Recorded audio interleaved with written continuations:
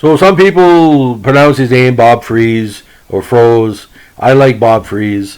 I don't think anybody that has a last name that brings up, thoughts of cold ice and hockey is a negative.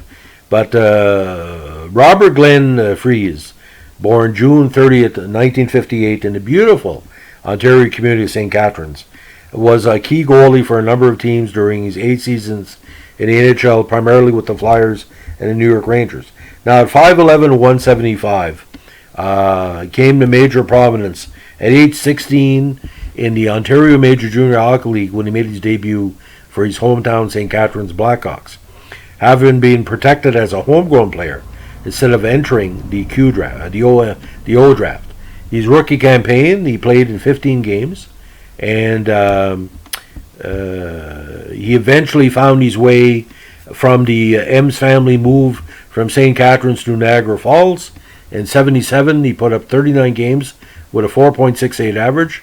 In 78, he had 53 games with a 4.72 average.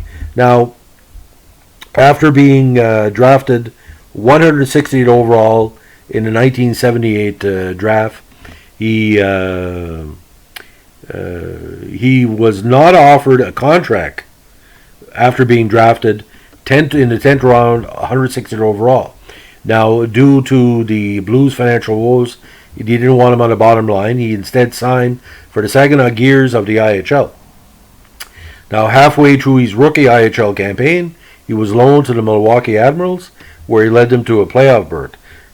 Now, Froese played a total of 3 seasons in Saginaw, culminating with the 1981 Turner Cup for the postseason title. Now, in '82, he signed with the Flyers, who placed him with the Maine Mariners.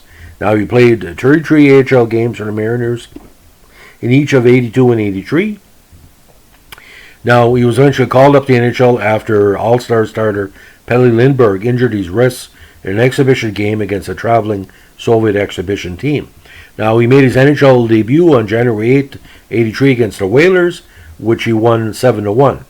He went on to win his first 8 NHL starts, was very close to an All-Pro record, and go undefeated for his first 13, compiling a 12-0-1 record along the way.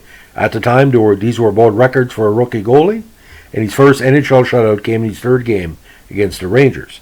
The '84 season saw Froese lead the Flyers in games played.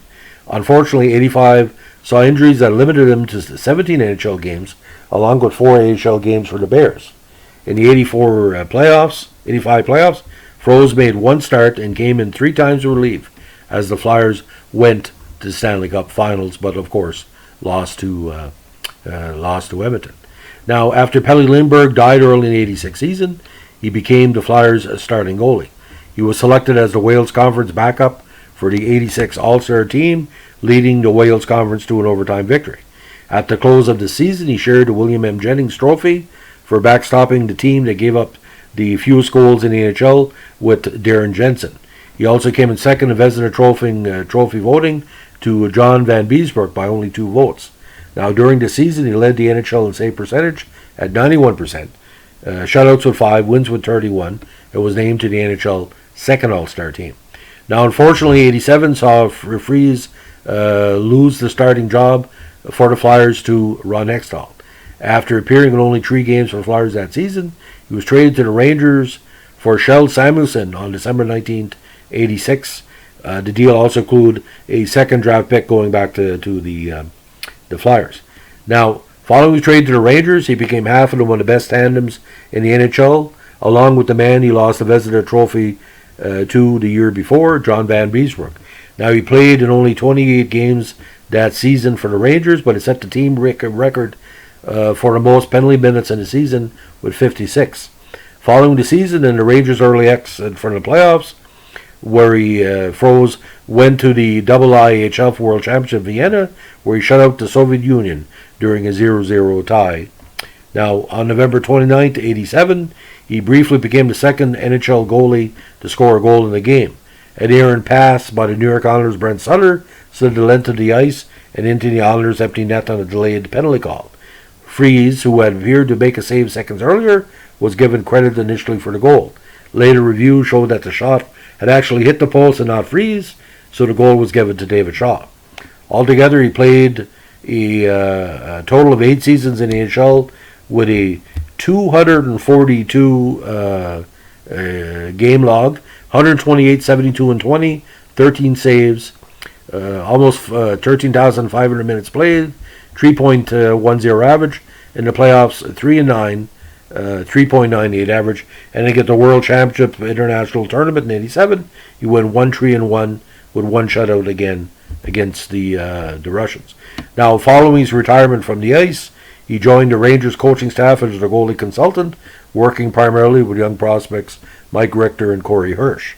Following 2 years on the Rangers staff, he joined the Islanders in the same role, and after 3 years on the Islanders staff, he stepped away from hockey to pursue one of his passions, ministry, for his time. Now, following his retirement from coaching, he became the youth pastor at Clarence, New York. 1 year later, he became the senior pastor.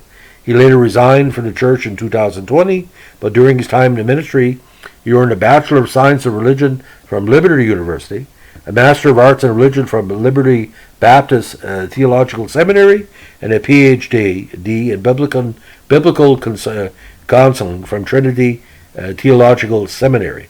Now, Froese is married to his high school sweetheart, Ruth. So, again, a very interesting life in hockey, a very interesting life off the ice, and, still a very young gentleman. I can see him going back and coaching goaltending. A very, very interesting style, kind of a combination stand-up and butterfly. But like I said, playing in the big arenas in New York and Philadelphia, he showed a great skill. And again, came within a couple of games of winning a Stanley Cup with the Flyers. But the emergence of Hextall kind of limited his potential with the Flyers. But I know one thing about the Rangers, ladies and gentlemen. They always had great goaltending, and Bob was one of that great 1980s into the 1990s quality that was very apparent. If you can make it in New York as a goalie, you can make it anywhere. But like I said, for a minister, it took a lot of minutes and penalties, ladies and gentlemen. Wasn't scared to get rough when need be.